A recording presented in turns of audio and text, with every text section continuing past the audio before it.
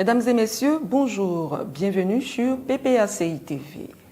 Dans sa quête permanente pour l'éclatement de la vérité sur la guerre en Côte d'Ivoire, le président Laurent Gbagbo a décidé de ressaisir la Cour pénale internationale CPI afin que toute la lumière soit faite. Il a révélé l'information dans un courrier adressé aux Ivoiriens dont voici le contenu.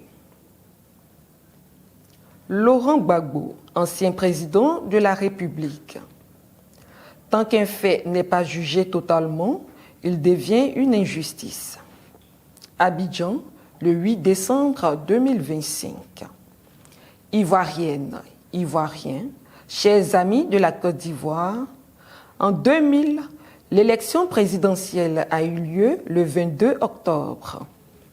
Proclamé vainqueur par la Cour suprême, j'ai prêté serment le 26 octobre et le 27 octobre, je présidais mon premier conseil des ministres.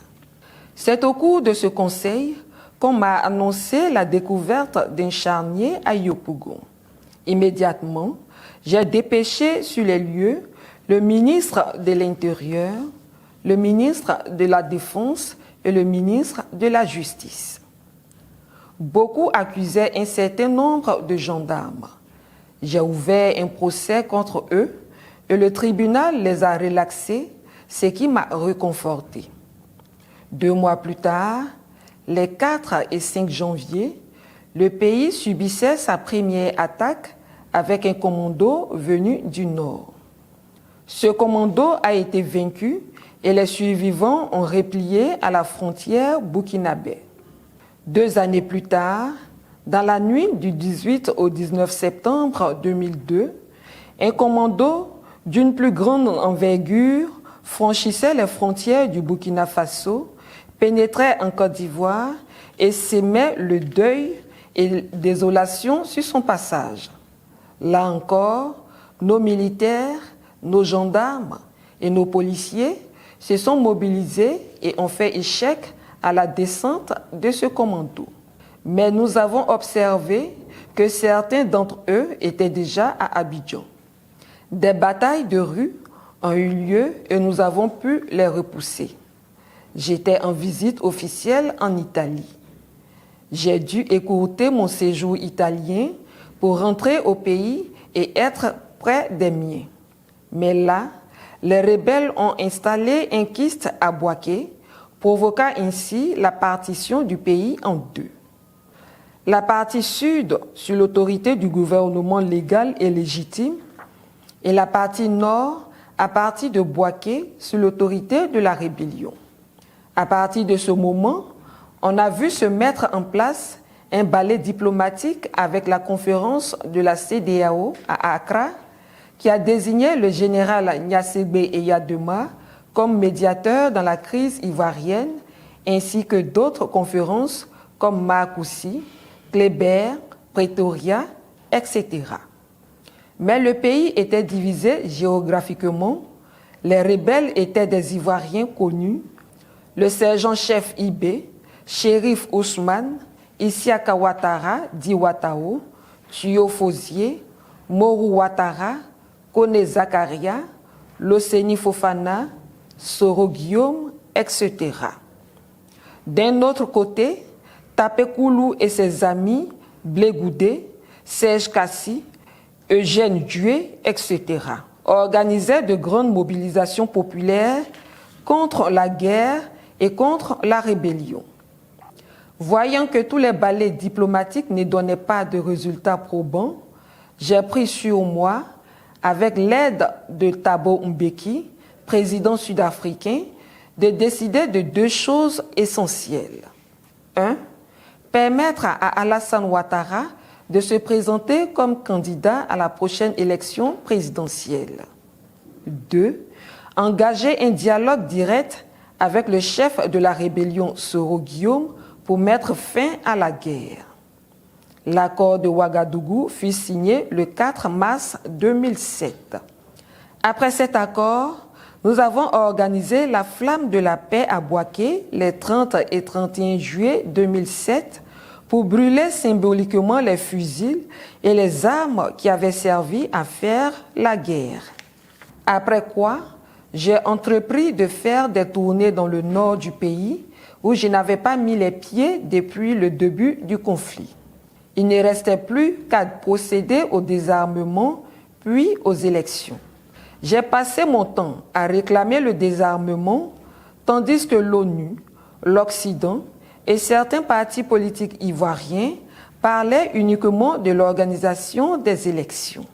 En 2010, alors que le désarmement n'était pas encore fait, mais pressé de toutes parts, j'ai consenti à organiser l'élection présidentielle. Au premier tour de l'élection présidentielle, je suis en tête avec 38%, 32% pour Alassane Ouattara et 25% pour Henri Konan Bédié. Au deuxième tour, c'est la pagaille. Chacun des deux candidats, Alassane Ouattara et moi-même, se proclamait vainqueur. Mais moi, je suis proclamé vainqueur par le Conseil constitutionnel. Le débat semblait clos quand Alassane Ouattara, son ami Nicolas Sarkozy, président français, et le représentant de l'ONU mis en cause les résultats proclamés par le Conseil constitutionnel et décidèrent qu'Alassane Ouattara était le vrai vainqueur. De là, partit une polémique vive qui se transforma en rixe puis en combat. C'est au cours de ces combats que la résidence présidentielle que j'occupais fut bombardée par l'armée française et les troupes de l'ONU. Le 11 avril 2011, je fus arrêté, conduit d'abord au Golf Hotel pour 2 jours, puis à Korogo pour 7 mois et enfin à la CPI en Hollande. Le reste est connu. Quelques années plus tard, exactement le 23 mars 2014, Charles Blé Goudé est emmené en prison et la CPI joint les 2 dossiers. Le 15 janvier 2019, Charles Blé Goudé et moi sommes acquittés. Le 5 février 2019, je suis conduit à Bruxelles chez mon épouse Nadi. À Bruxelles, j'étais à la maison certes, mais il m'était interdit de sortir de la commune de Bruxelles. Et tous les jeudis matins, des policiers venaient vérifier si j'étais là. Et tous les jeudis aussi, la CPI m'appelait pour vérifier ma présence. Ce petit jeu dura jusqu'au 31 mars 2021, date à laquelle je fus définitivement acquitté. Ivoirienne, Ivoirien, chers amis de la Côte d'Ivoire, j'ai rappelé tous ces faits pour dire que tant qu'un fait n'est pas jugé totalement, il devient une injustice. Un conflit a éclaté en Côte d'Ivoire à cause d'une rébellion qui a occupé le pays et rendu la tenue de l'élection présidentielle compliquée. Il s'en est suivi une dispute sur les résultats de cette élection-là. J'ai été arrêté alors que je ne suis pas le mentor de la rébellion. J'étais le président légal et légitime, mais c'est moi qui ai été arrêté. Mais qu'est-ce de tous les autres acteurs de la crise? Des questions restent en suspens. Pourquoi aucun des autres acteurs n'a-t-il été arrêté ni jugé par la CPI? Dès l'instant où j'ai été acquitté, il fallait immédiatement se mettre à rechercher les vrais coupables.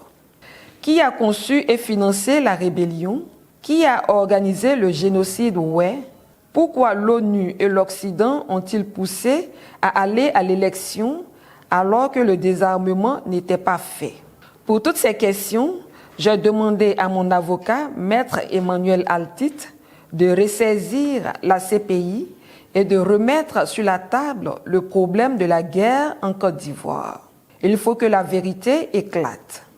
Il faut rendre justice aux victimes et aux survivants qui attendent depuis des années que la vérité soit établie. J'ai fait ma part, j'espère que tous les autres feront leur part. La vérité est une condition de la paix. Laurent Gbagbo, ancien président de la République de Côte d'Ivoire, ancien prisonnier de la CPI. Merci pour votre attention. Le combat continue. Au revoir.